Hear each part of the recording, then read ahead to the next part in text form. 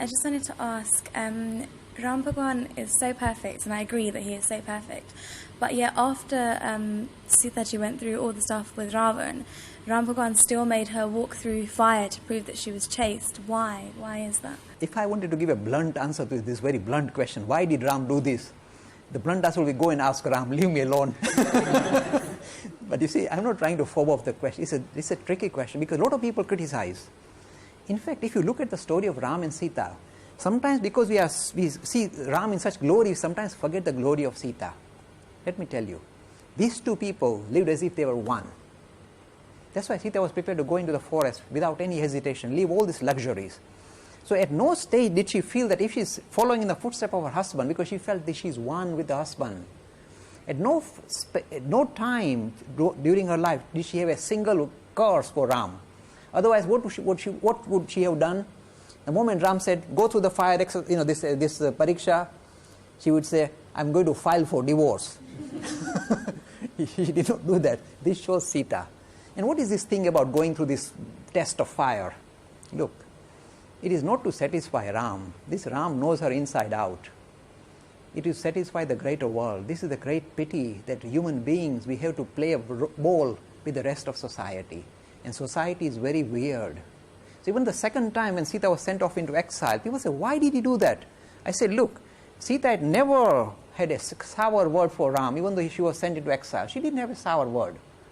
Because she knew that actually, forget about how much Sita is going to suffer, this poor Ram was going to suffer even more. And why did he do it? Look at the power of Ram. He said, in order to protect the moral fabric of his nation, because if suddenly all the women start living with other men and start changing partners, we have this in the society, wife swap and all that, and suppose going on, the whole society will start to crumble and the fabric will be damaged. As that was considered to be a serious issue to protect the moral fabric of his nation, this Ram said, Sita, what her pain and my pain are the same. In fact, I'm going to suffer even more. The person I love most, I'm going to discard for the betterment of the greater society. See, living for others. So both this husband and wife both paid a price to protect the moral fabric of his nation. Now, this is a very good question. Do you know why? Compare it with modern would-be king of England. Make a comparative just compare. He was already married and he was hankering for a married woman. What about the moral fabric of his nation?